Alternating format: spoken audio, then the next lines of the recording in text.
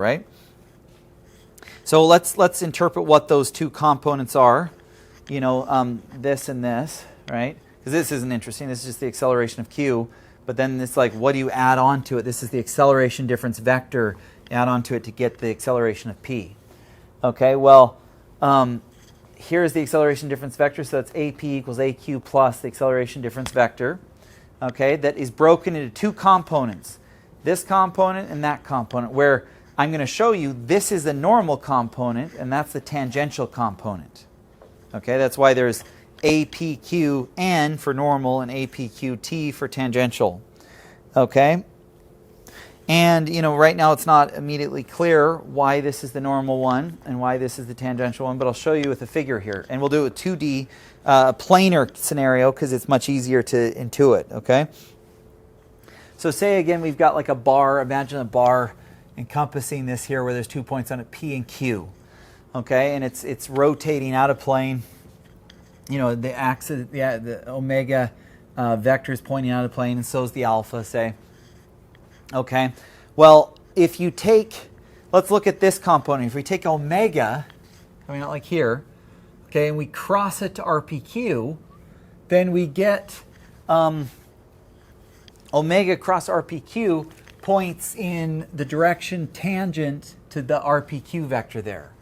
Okay, and that's shown right here. That would be, this right here is VPQ, right? From the velocity difference vector is right embedded in here.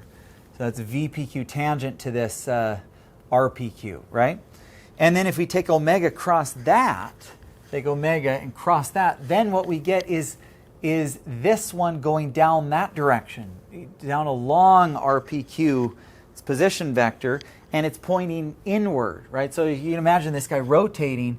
P is moving in kind of a circle about Q. Q is kind of the center of the circle, and P is kind of moving. So you can see APQN, which is this whole thing, APQN, which is omega, the velocity difference vector, and omega cross that, is always going to be the centripetal or normal acceleration experienced on P as it rotates around Q. So that's why it's the normal component. Okay? Okay, but then this one, if you have alpha cross RPQ, so imagine alpha is going this way as well, and you cross it to RPQ, well, now you're just going to get something pointing tangent to the path. Remember, you envision this bar here encompassing, P and Q, where it's rotating about Q, and P is going around in a circle, and APQT is tangent to the circle. So that's why this is the APQT for tangent. This guy is always pointing tangent to the path the P's moving in as it rotates around Q. Okay, so hopefully you can see how this is the normal component of acceleration, that is the tangential component of acceleration, and added together they get the full acceleration difference vector that when I add to the acceleration of Q equals the acceleration of P. Okay. So for the planar case, the magnitude, so another way to show this, you can imagine the magnitude of this guy right here, okay, would be, right, you'd think it'd be, magnitude of this times that, times magnitude of omega squared times RPQ's magnitude, right? Well, just like this, omega squared times RPQ magnitude is the magnitude of this that points normal to it, right? The vector of this AN points down normal to the circular path flipping around Q, but the magnitude would be omega squared RPQ, right? Or these are scalars. Well, you could see, because we know omega times RPQ is VPQ, okay, then we can plug this in, rearrange this equation, and we find that this equals V squared PQ divided by RPQ. Okay, which means this thing that you see here is the centripetal acceleration. Because remember, centripetal acceleration is the speed squared divided by the radius of curvature, and RPQ in this case is the radius of curvature because everything's rotating around Q, and we're looking at the acceleration of P as it rotates around Q, and so we take the velocity VPQ, which is again the velocity difference vector, how much it's the speed caused purely by the rotation about q, squared divided by the radius of curvature. And so you can see not only is it pointing the normal direction by cross product rules that you can prove to yourself, but it's also the magnitude is the centripetal acceleration of that point P, okay, as it rotates around Q. Okay. Okay, so centripetal acceleration, tangential acceleration. Okay, so that's very easy to see, and maybe deceptively so for planar scenarios. But imagine you've got, your block. You got to imagine like a link encompassing this vector here, where Q is on one end and P is on the other end. And from one instance it's somewhere, and then at a delta t later it's somewhere else. But what you're interested in when you're doing velocity or acceleration difference vectors is pretend the translational component's been taken out of it, and you're trying to find the displacement or the velocity or the acceleration of linear velocity or acceleration or displacement of P caused by a rotation about Q. The trick is in the 3D scenario that axis of rotation that passes through Q does not need to point out of the plane. And in fact, in this picture, it's this dotted axis, say. So you can see it does intersect Q, and you can imagine if this bar were rotating about this axis that goes through Q, P would be traversing that dashed circle like a cone, right? And the velocity difference vector would be the velocity that's tangent to the path that P is taking as it rotates around Q, right? Or the velocity of P caused solely by the rotation about Q, okay? And so you could see, we could use this exact same equation, omega cross RPQ. Of course, omega points along the axis of rotation. Omega cross RPQ, you can see, is VPQ. That's this guy. And then you take omega that points along this dotted line you can see up there, cross that to that RPQ, okay? And you end up getting an ANPQ, which is the, a centripetal acceleration of point P caused by the rotation about Q. And of course, from the right-hand rule, hopefully you can convince yourself, you go from omega with your right hand and cross through VPQ, it'll be pointing up, normally pointing toward the center of the circle that P is sweeping out. So you can see, you could convince yourself it's still VPQ, the speed squared divided by the radius of curvature, essentially. But in this case, the radius of curvature is the radius here, right? Right, but it's pointing. You can convince yourself it's pointing normal to the the path, the circle here. Okay. All right. Okay, so now what we have is, and by the way, that I said the magnitude is the speed squared divided by this. It's not this, because omega is not omega is not perpendicular to RPQ vector. The angle is phi, so it's RPQ sine phi, which is what you get when you take the cross product of these, right? So you can see all the math works out, okay? And hopefully in three-dimensional land you can see that the normal component, centripetal component, points toward the center of the circle that P is tracing, and is the magnitude of this, omega cross RPQ, omega cross that, okay? Okay, so now you can think of the, but what about this component, the angular acceleration, which is also going to point, say, along the axis of rotation that's passing through Q. Say there's an, it may not be the same axis as the omega. Remember, omega and alpha don't always have the same axis. They do it for planar scenarios where they're always normal to the plane, but again, they don't point in the same direction always. But for three-dimensional land, as I'm showing here, that's why they show two different figures, because alpha may be very different. But the important thing is the axis of those things always pass through Q, and you're trying to find the acceleration of P along its trajectory caused by the rotation about Q. Okay, so what you do is you take alpha, which in this case they have pointing this direction, it could be pointing that direction. It doesn't matter, but you cross product those, and you'll see the ATPQ is always pointing tangent to the path.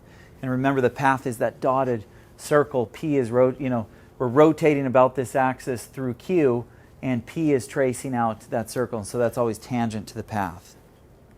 Okay? Okay, so hopefully with all that, I've convinced you this equation is true for both 2D and 3D scenarios, and it is the acceleration difference equation. Okay, where this is the acceleration difference vector. It's tangential and normal centripetal component. Okay. Okay, so now with that, let's do an example here from the textbook. Let's look at this 4-bar link and let's do acceleration analysis. Now, the way I'm going to teach you acceleration analysis here is not the kinematic coefficient approach to do this. So the kinematic coefficient approach is the best way to do it, but this kind of uses the equations I've shown you and will help you understand the derivation of those equations and how to use them, and it is acceleration analysis. Okay, so let me read the example here. So for the 4-bar linkage in the position shown, determine the angular acceleration of link 3 and 4. Okay, so that's always acceleration analysis. If you want the alpha 3 and alpha 4, that's acceleration analysis. You need the angular acceleration of those beams there, or those links. Okay. Well, bear in mind, to solve this problem, we need to know what instant we're looking at. So the position, in this case, they gave us at 135 degrees of the input. That's theta 2. Okay. We need to have done position analysis to find theta 4 and theta 3, so we know the position of everything. And then, of course, to do acceleration analysis, not only do you need to know the position analysis and what instant it's in that you care about, but you also need to know you need to do velocity analysis to know the velocity, omega 3 and omega 4, for a given omega 2. Okay, and what we do is, so in the equation it says, note that RO4, RO2 is 8 inches, RO8, you can read that yourself there at the top there. They give you the lengths of all the links, which is important to know, because those are things we should know. Those are magnitudes that don't change with the input. And then it says the input crank 2 is rotating counterclockwise, so in this direction, okay, the direction they show here,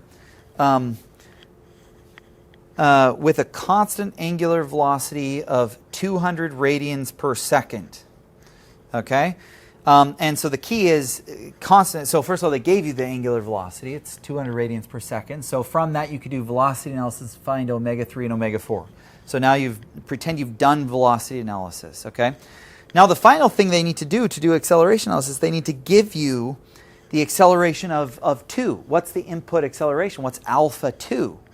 Well, they didn't explicitly tell you what alpha 2 is, but they gave you a hint here when they said it's a constant angular velocity, omega 2. So if it's constant omega, 200 radians per second, then the derivative of that with respect to time is going to be 0. So we know alpha 2 is 0. Okay, so they've given you everything you need to do position, velocity, and acceleration analysis. And again, you need to know theta 2, omega 2, and now for acceleration analysis, you need to know an alpha 2. So those are all inputs that are given and can potentially be independent, right? Okay. And they gave them all in this equation.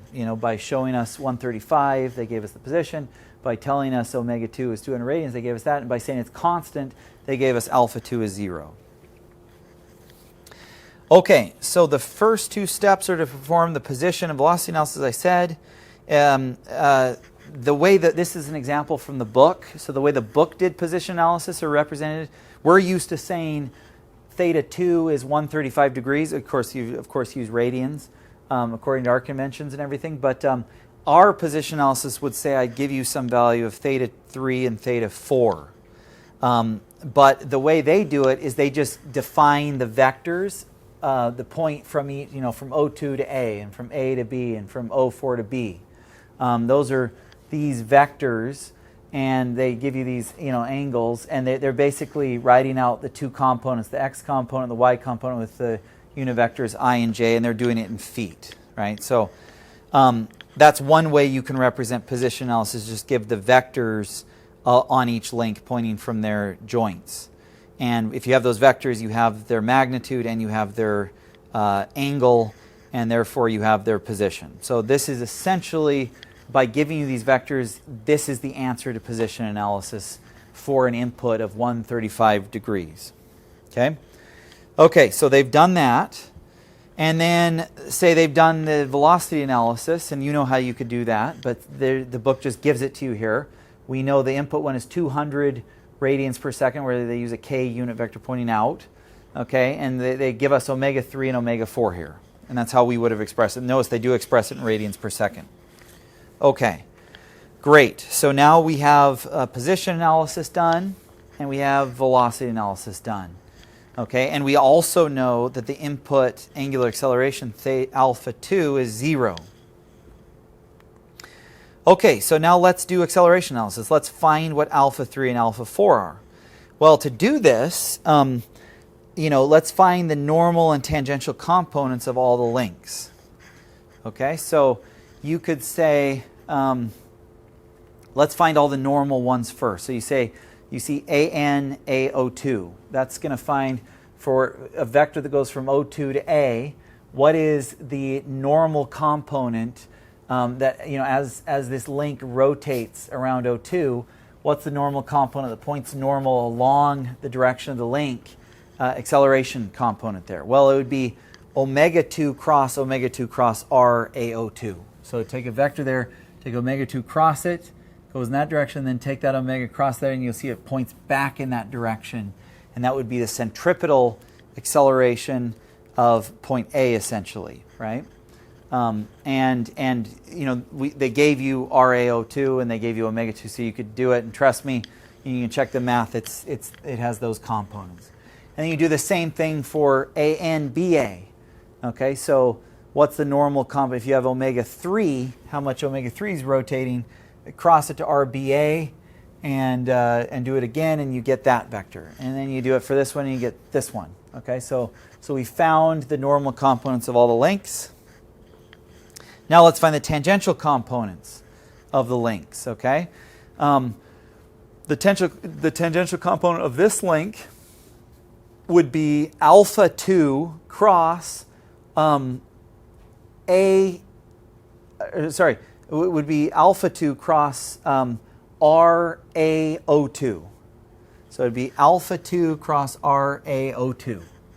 Okay, but we know alpha 2 is 0. They already gave us that by saying it's constant angular velocity, so we didn't even need to calculate that. It's just 0. So we calculate for the other two, for 3 and 4. And remember, we don't know what alpha 3 is. We know its magnitude. We know it points, since it's a planar scenario, we know it points either in or out of the page, but it's normal to the page. And so since we don't know what it is, we're just going to say the I component is 0, the J component is 0, and this component is A3. And if it's negative, it'll give us negative, right? And so we take the cross product of that unknown A, so the variable here is a scalar alpha, cross it to RBA, which points right from A to B, okay? And they gave it to us from position analysis, and you get this, where notice these are still variables. And you do the same thing with alpha 4 going from O4 to B. Okay, and you put it in there, cross product, you get that, and again, A4 is a scalar. That's what you're trying to find. Once you find alpha 3 and alpha 4, you've done acceleration analysis.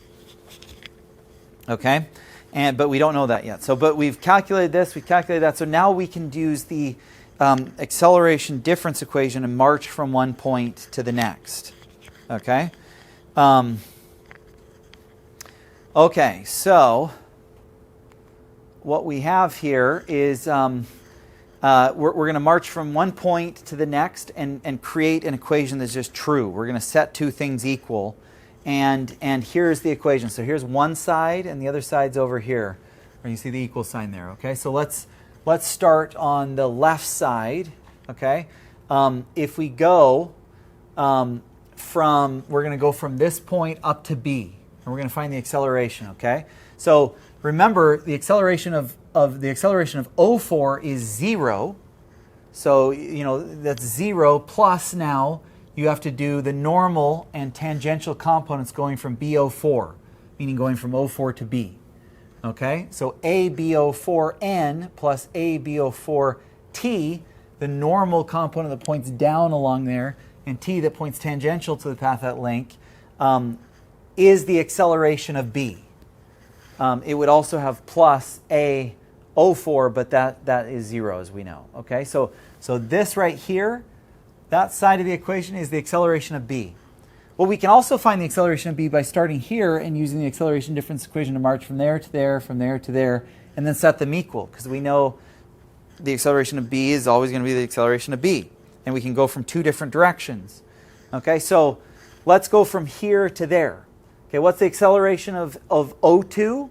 It's 0. Okay, plus the tangential component of this length that goes from, R, A, O2 goes from O2 to A. Well, the tangential component would have been alpha 2 cross that vector, and alpha 2 is 0. So there is no tangential component. So there's only a normal component, which is right here. AO2N is the normal component, okay, that points down in this direction. So now we've, this value right here, ANAO2, is the acceleration of A. Okay, now if we're going from A to B, we need to take the acceleration of A, which is this, like I just said, plus the normal component of B plus the tangential component. So ABAN plus ATBA. Okay? And so now with both of these plus each other, so we went from there to there and then from there to there, we know that's the acceleration of b. And then we went, the other side of the equation is going from there to there, and we know that's the acceleration of b. So that's why we can set them equal. Okay, now we could have done this about a. We could have had an equation go from there to there and stop, and so that equals going from there to there to there and stop, because of course the acceleration of a is equal. It doesn't really matter. As long as you do an equation that's true, you're equating two things that are true, and you'll get the right answer. So now we know this is a correct equation just based on the acceleration difference equation, how to march along a beam. And we solved all these things from previous things. Look, here's all the normal components. Here's all the tangential components. So we plug them in and solve for it. And you'll find you can simplify down to this equation where you've got something times alpha minus something times alpha 4. So, alpha 3, alpha 4 equals something. And same thing with alpha 3 and alpha 4. But now you can pull that out like a vector, have a matrix, and invert it, and you can solve that alpha 3 is this and alpha 4 is that. So then we've done acceleration analysis. We established an equation, we solved for alpha 3 and alpha 4. Now, remember, going all the way back, the velocity told us these were plus. Omega 3 is plus and omega 4 is plus. So what that means is at this instant, at that position, when omega 2 is 200K, what they gave us, you can imagine this is starting to go down and that's starting to go up. And so you can imagine that would be plus and that would be plus. So the sign of the omegas tells you the direction the beams are going in. But it's kind of confusing because the accelerations here show that they're negative. That doesn't tell what direction the beams are rotating. That tells you whether they're accelerating or decelerating. Right? So the fact that they're both negative tells you that at that instant, at 135 degrees at that thing, with that velocity of 200 radians per second, that's a constant velocity, so alpha of 2 is 0. These guys, even though they're moving in this direction, they're decelerating. They're going slower and slower as they're rounding this crest, right? And so that's what that means. Okay, so you check your math on that and go through that. You can see the whole point of this is how you march from point to point, finding accelerations using the acceleration difference equation. And by setting up equations, you can solve for the accelerations that you're looking for, the outputs. Okay, so now we get to the hardest topic of the entire course, in my estimation. This topic tells you, this is about apparent acceleration, okay? And apparent stuff is really tricky. And we're going to do a lot of intense equations, but once we're done with this section, the entire, the culmination of the mathematics of this course is downhill. So this, buckle your seatbelts here and pay close attention, pull up your own notes, and make sure you can derive all this, because it's really tricky. Okay. So remember, acceleration difference and velocity difference, all these things, is basically how to march from two different points on the same body as it moves through space. Apparent stuff, like apparent velocity, apparent acceleration, is always two different bodies, where one body like follows on a link or something, it's constrained by something, and you're talking about two different points, but they're coincident. One's on one body and one's on another body. So in this case, you have this link here, link 2, and there's a slot along here, and then you have length 3, and there's a pin in there, and it slides along this slot. So 3 is kind of constrained to move along 2. Okay? And, some delta t later, it's in the prime configuration. The whole thing's moved, and 3 is slid with respect to 2 and everything. But like before anything, so it's the prime frame, right? But before anything does anything, P2 and P3 are 2 different points on 2 different bodies, but they're coincident. They start coincident. Okay, so that you always think, okay, I'm going to do apparent math, whether it's velocity, position, or acceleration. If you have 2 bodies that are kind of constrained to move on each other with 2 points on each body that are coincident to begin with. Then, of course, P3 moves away from P2. Some delta t later, okay? So, but let's look at this graph here. So, just to really understand, we're obviously looking down the Z2 axis of link 2 onto this link 2, which is the square, okay? And link 3, you can see it oriented there, and it slides in this slot here, okay? It moves along a path here. These are little ds increments along there, right? So that's the path is kind of s along there, and this P3 moves tangent to the path along a unit vector that's u hat t, okay? And of course there's a un unit vector that points perpendicular to the path, okay? So if you want to know the curvature of this point, you draw a circle there and you'd find the center of that circle is C2, and its radius is rho, okay? So there's the center of the circle, there's the radius rho, and un points along that radius. It's always normal to that path, okay? And then UB is kind of tricky. The way it's drawn, it doesn't look like it, but UB actually comes out of the plane at you. Of course, they can't draw it out of the plane because this is a 2D picture. They'd have it coming out like this, but so they draw it at an angle. Same thing with Z2. The Z2 axis should actually be moved up, and you can imagine it coming out at you.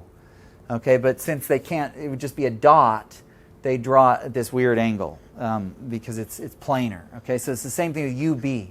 UB is a vector that is perpendicular to both UT and UN, and it comes straight out of the page at you. But to give it some dimension, they just drew it like that. Okay, so but they're all UT, UN, UB. They're all magnitude of 1. They're unit vectors. Okay, and you can see some delta t later, this point P3 on link 3 moved to there. There's P3 prime, and P2 always stays right there. That's where they started out being coincident. Okay? Okay. So, let's just kind of start pointing out some. So that's like, if you understand those 2 figures, you're ready. Now remember, let's review velocity, apparent velocity. If you have the velocity of point P2, right, and you add it to the apparent velocity of P3, which means with slash 2, meaning with respect to 2, then you're going to get the absolute velocity of P3. Okay, so that's to say this vector plus that vector is essentially that vector there. Okay, and that's the same kind of thing as if I'm driving on a truck that's moving some speed and I throw a baseball with respect to the truck. That's like the VP3/2 velocity with respect to the truck, which is the frame reference to 2, link 2. Then you're going to add those speeds, and that's the speed the ball will hit you if you're standing on the ground. Okay, so apparent velocity is actually really easy. It's acceleration, apparent acceleration that's really tricky. Okay, so okay, great. So that's a nice review. Let's now look at what this apparent velocity is. You take the velocity of P3 with respect to 2. That is the velocity that P3 is. If you're an ant fixed to link 2, you don't even know 2 is moving. You're looking at what's the velocity that P3 is moving at. It's basically this vector up there with respect to time. Okay? Or, said another way, it's the speed that this is moving along the path, which is ds dt. That's the speed that link 3 is moving along that path. That's the speed, so that's the magnitude, but in the UT direction, tangent to this path, in that direction. So that makes you got the direction, your direction, your magnitude. That's a vector, and it's bold if you can't see that. Okay, so that's that. Okay, let's point at another random mathematical thing. Remember, the curvature is basically derivative of phi with respect to s, or 1 over rho. Okay, and then from that we know that the derivative of phi, not with respect to s, but the derivative of phi with respect to t